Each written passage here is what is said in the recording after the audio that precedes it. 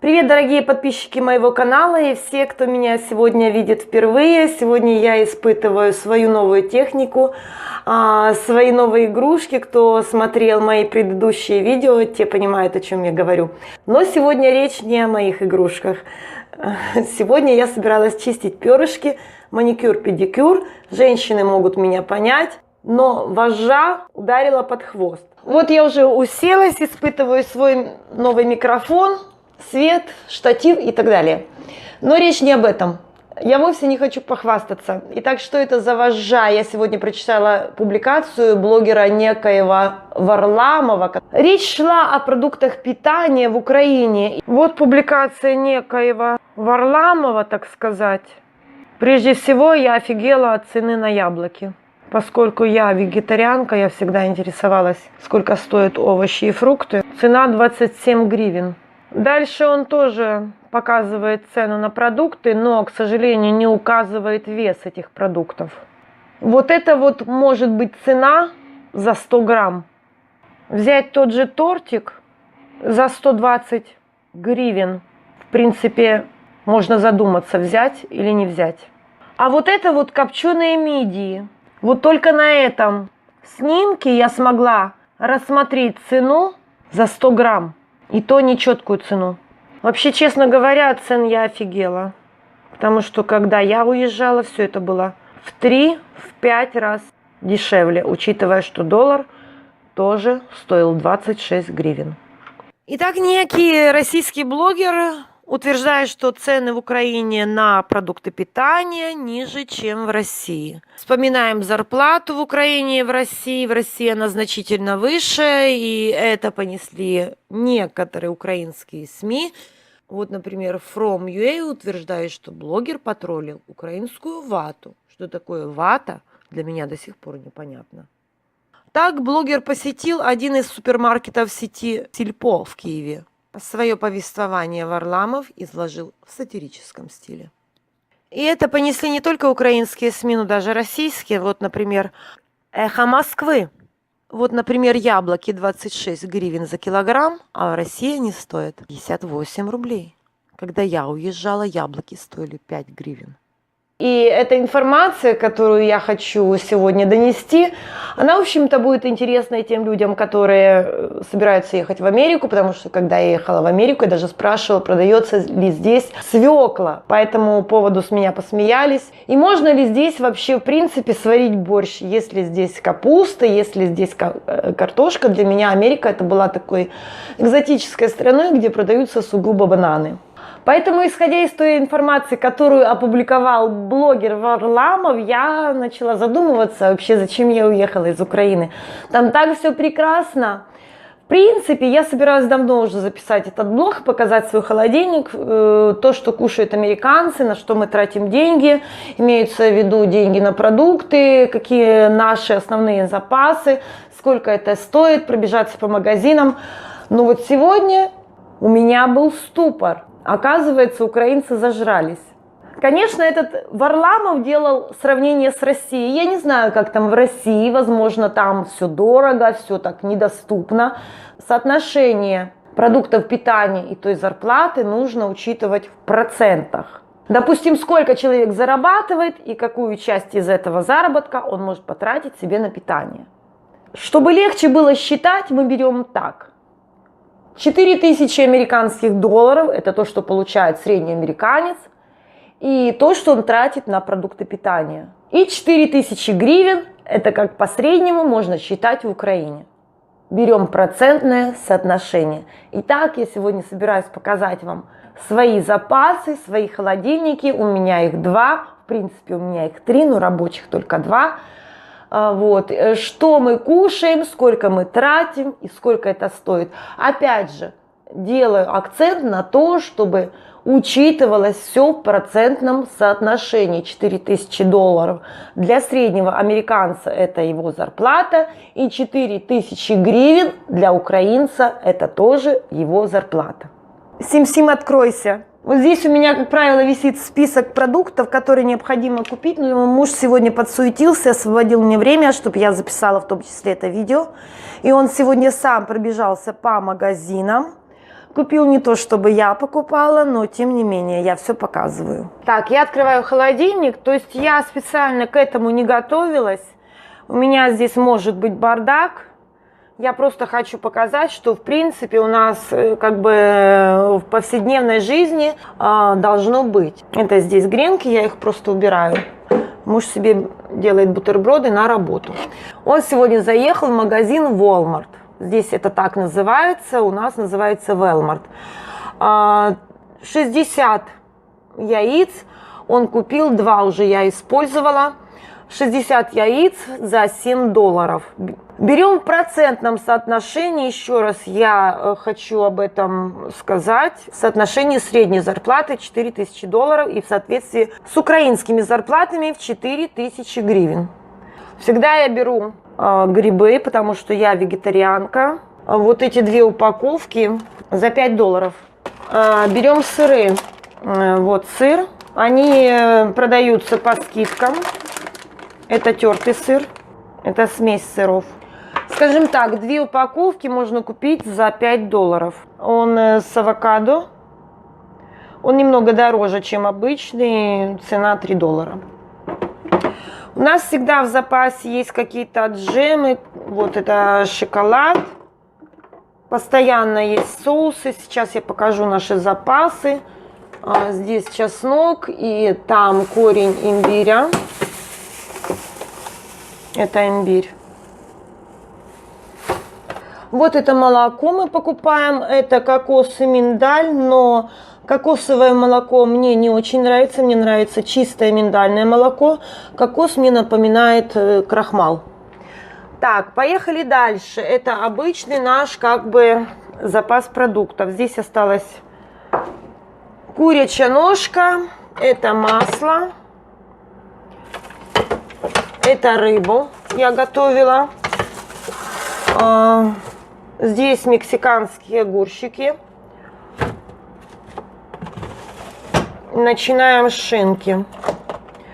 Вот, эта шинка, ее цена в районе $8-9. Муж любит мясное, поэтому он себе запасается, он делает бутерброды. Вот одна пачка, другая пачка. Это он сегодня себе купил какие-то там, не знаю, колбасы. Это все очень дешево стоит. И здесь тоже сосиски. Сосиски, ну, может быть, $6. Американский хлеб в районе $1,5 до $2. Мне он не нравится. Я покупаю хороший органический хлеб за $4. Этот хлеб мне напоминает вату. Вот, он бесполезный абсолютно, я его не покупаю. Теперь вот у нас стоит бочка вина, 5 литров, ее цена $16.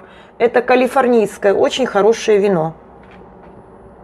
Что у нас здесь еще? Вот вчера я нарезала ананас. В принципе, ананас у нас всегда есть как бы в рационе. Я фруктоедка, вот показываю дольки ананаса, если кто не верит, оно все под пленочкой. Я раньше не могла пользоваться этой пленочкой, не понимала ее предназначение, но оказалось, что это очень удобно. Вот. Это ананас, а это вот пленочка. Вот здесь вот все можно накрыть, любые продукты, очень выгодно. Так, вот это вот как бы наши пляцки по-украински, ну, по-белорусски это называется драники. Они из картофеля, они мне не очень нравятся, это кулинарные такие вот американские всякие изыски, но здесь как бы крупный картофель, вот, оно зернами идет, поэтому, конечно, лучше делать своими ручками это все. Здесь вот всякие фрукты, овощи. Что я не могла себе позволить в Украине, сразу комментирую. Всегда у меня есть в запасе авокадо. Кушать авокадо в Украине я себе не могла позволить. Я всегда смотрела на них и понимала, что это для меня, мамы-одиночки, это несколько дорого. Это вот помидоры. Еще раз хочу сказать, что я особенно не готовилась. Вот, это вот такой вот прекрасный, красивый болгарский перец. Его цена, по-моему, $5 за 3 перчика. Но их, в принципе, не знаю, хватает на долгое время, потому что есть перец подешевле, но я себе просто это как специю покупаю. Яблоки в Америке по $1,5 в среднем до $2, а авокадо можно купить по $1, по $1.50. Здесь вот брокколи. Они абсолютно дешевые здесь, в Америке. В Украине я тоже не могла себе этого позволить. Смотрим, что дальше. К сожалению, не во всех магазинах есть укроп. Вот я показываю, поэтому я сделала такой вот запас. Здесь у меня укропчик, где вижу, покупаю как можно больше. Морковка. Так, здесь вот такие вот желтые кабачки. Здесь есть и цукини зеленые. Я чередую кабачки, цукини. Это вот бурячок, о котором я беспокоилась, продается ли он в Америке. Вот, все чистенькое очень. Вот, это вот морковка у нас отдельно лежит, там еще это остатки. Это лук.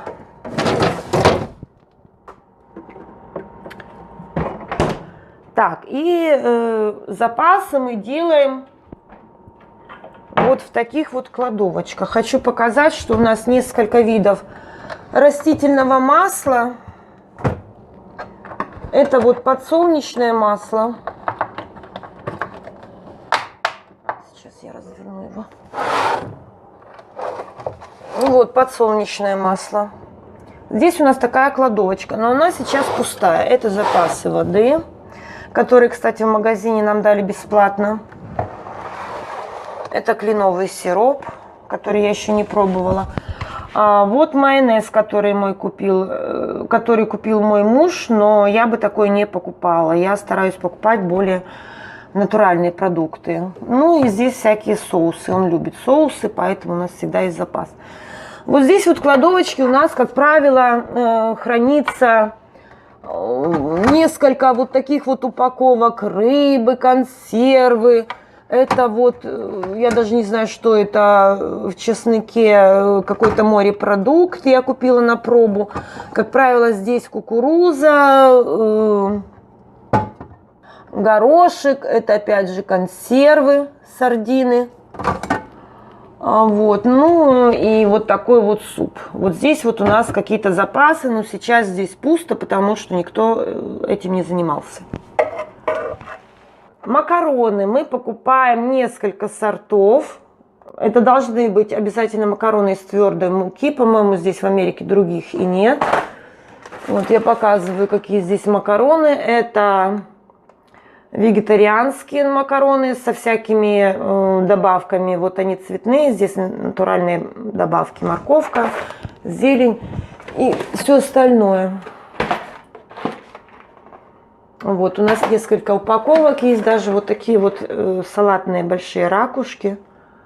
К сожалению, я здесь в Америке не видела, только в русских магазинах можно было купить, и можно купить, в принципе, в Балтиморе мед. Ну, пока что вот есть такой жидкий мед.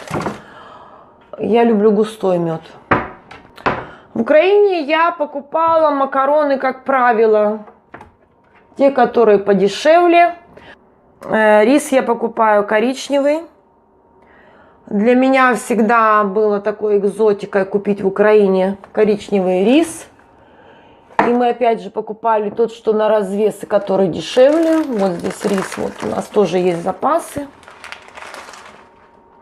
Это все здесь относительно недорого. Ну, не знаю, может быть, $3. Я уже сейчас не помню. Вот, это бекон в качестве приправы. Мука 4,5 килограмма. Ее стоимость, ну, может быть, $7. Это unbleached, то есть это мука не отбеленная. Я стараюсь покупать, опять же, говорю, какой-то натуральный продукт. То есть это более полезная мука. Мука здесь есть, в принципе, разнообразная. Овсяная, гречаная, отбеленная, неотбеленная, для кондитерских изделий, для хлеба. В общем, кукурузная, какую хотите. Все это, в принципе, очень доступно. Ну и, конечно, моя страсть – это фрукт. Здесь целый год есть в продаже разные ягоды. Ананас я показала, то есть мандарины. Вот это вот манго. Можно купить за $1, за $1,5 одна штука. Груши. А вот здесь вот у нас прячутся орешки. Но должна сознаться, что орешки слопала я. Это могут быть соленые фисташки, миндаль. В Украине тоже я не могла себе это позволить. Вот это вот кулечки лежат с картошкой.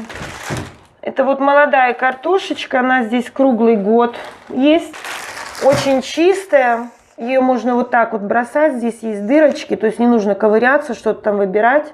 Картошечка тоже очень дешевая. Этот кулечек $3.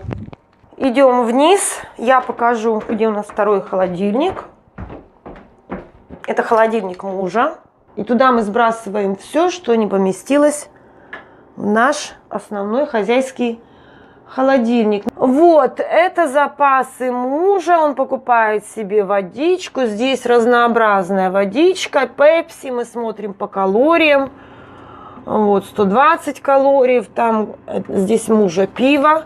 Все это он покупает банками. Вот это вот сметана. По сметане вообще отдельный вопрос, потому что в сметане реально стоит ложка. То есть это не украинская сметана, а... Сейчас я открою. Хочу показать, какая здесь шикарная сметана. Вот. Она как масло.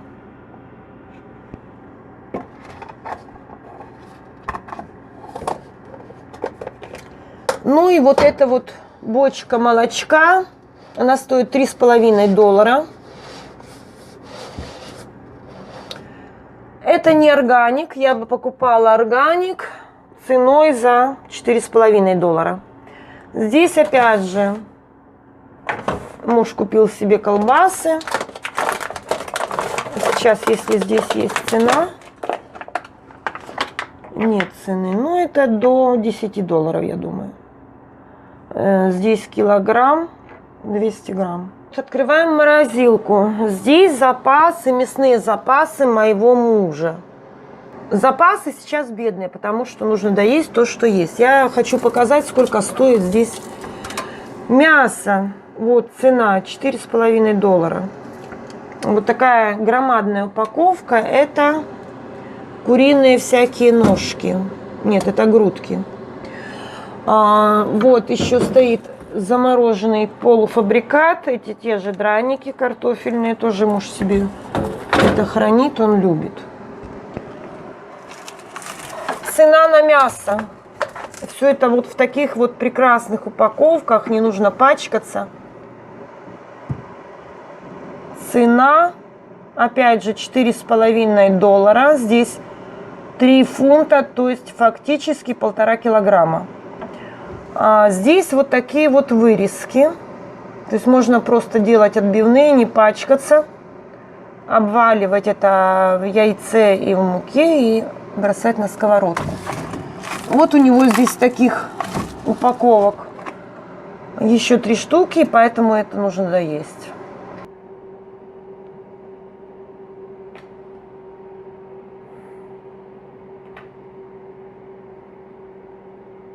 Упаковка рыбы почти в 2 килограмма стоит где-то $12. Это вот тилапия.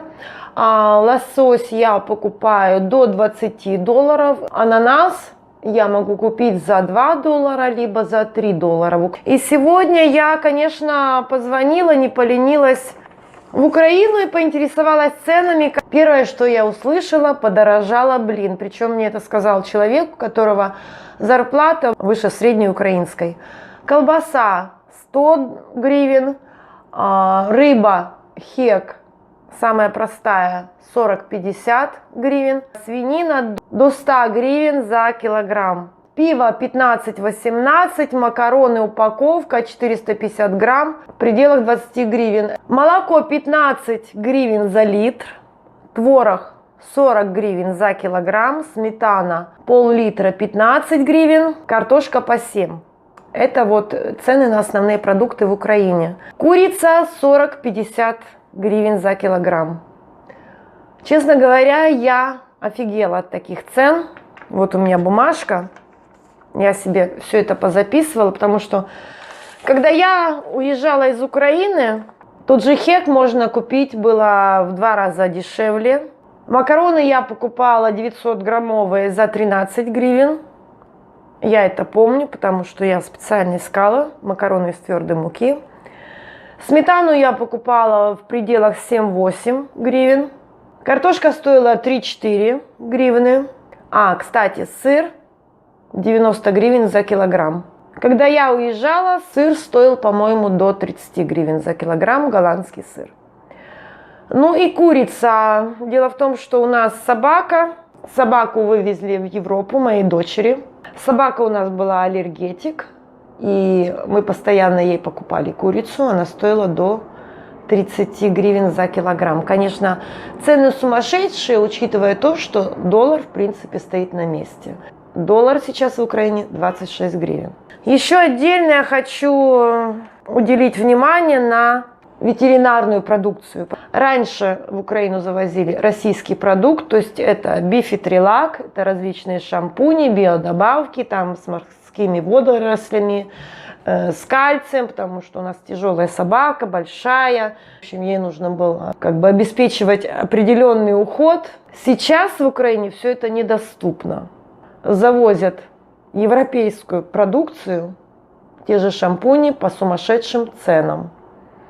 Если, скажем так, российскую продукцию можно было купить за 20 гривен, за 10 гривен, те же биодобавки, то сейчас шампунь, простенький европейский шампунь, стоит в пределах 90 гривен. Поэтому я сочувствую всем, кто имеет животных. Отдельное внимание на такой популярный продукт, как водка, что меня удивило. В принципе, я ее никогда не употребляла. Для меня водка это была таким дезинфицирующим средством. Я протирала телефон, ручки дверные, какой-то прыщик на лице. Могла, конечно, выставить, когда мы встречались с друзьями, под селедочку, под огурчик. Сейчас водка в Украине стоит Хортица 80 гривен. Конечно, для гигиены я бы такого не покупала себе. Я хочу сказать, что, в принципе, на Украине я имела зарплату выше среднего. Так вот, я была далеко не бедным человеком, учитывая то, что я была все-таки мамой-одиночкой. Но многое из того, что было и продавалось в Украине, скажем, тот же ананас, тот же авокадо, красная рыба, я себе не могла позволить. Я всегда выбирала то, что подешевле. Вот, но учитывая то, что опубликовал блогер Варламов, я сегодня начинаю задумываться, что вообще, в принципе, я зря уехала из Украины. Что там люди зажрались, что там все дешево, оказывается. Я вообще предлагаю этому блогеру пожить некоторое время в Украине на среднестатистическую зарплату, скажем так, на зарплату учителя, какого-то там бюджетника, и, возможно, потом сделать какие-то свои выводы. Еще сегодня я услышала одну версию, что Украина могла бы стать житницей для всего постсоветского СНГ. Могла бы, но не стала. Я услышала, что такие лозунги звучали еще в 90-е. Так вот, я хочу сказать, что в 90-е я родила своего 3-го ребенка. Это был развал Союза, когда зарплату выдавали носками, когда молоко для моего ребенка мой бывший муж покупал через заднее крыльцо, и только потому, что он там позаигрывал с девочками-продавщицами, нашел к ним контакт, и они, так сказать, по блату выдавали ему это молоко. А еще я помню, как в 90-е я с костей срезала мясо, все это выкладывала в эту ужасную ручную мясорубку, потом эти все сухожилия перемалывала в течение часа, потом лепила с этого котлеты, потому что мои дети должны были что-то есть. И все это было большой роскошью. Да, Украина могла бы стать житницей, если бы имела амбициозных, нормальных президентов. Потому что все те президенты, начиная от Кравчука и заканчивая Порошенко, как его называют сейчас, Порох, да, Порох, они хотели только врать и воровать. Поэтому Варламову, который вот это все публикует, я предлагаю там пожить хотя бы месяц на 4000 гривен, а потом сделать новую публикацию. Держитесь, дорогие мои украинцы, потому что я понимаю все ваши бедствия. Все время, пока я жила в Украине, я чувствовала голод. Я знала, что я себе не могу позволить это. Я не могла себе позволить тот же ананас, дорогой сыр, либо даже йогурт. Кстати, о йогуртах. В Америке я их не ем, потому что там много сахара, оказывается. Только здесь, в Америке, я поняла, что я больше не испытываю чувства голода. Вообще все это мерзко. Я вам скажу честно, вот мерзко так врать. Как можно в это мараться, я не понимаю. Что хотел доказать этот Варламов? Сейчас то, что он опубликовал, полетело по украинским сайтам. Что они хотят доказать? Что украинцы не голодают? Да я бы только порадовалась. Поэтому, ребята, держитесь, я иду чистить свои перышки. И не верьте никаким вот таким вот блогерам. Подписывайтесь на мои видео. Я многодетная мама-одиночка, поэтому я знаю, о чем я говорила. Держитесь и всем пока.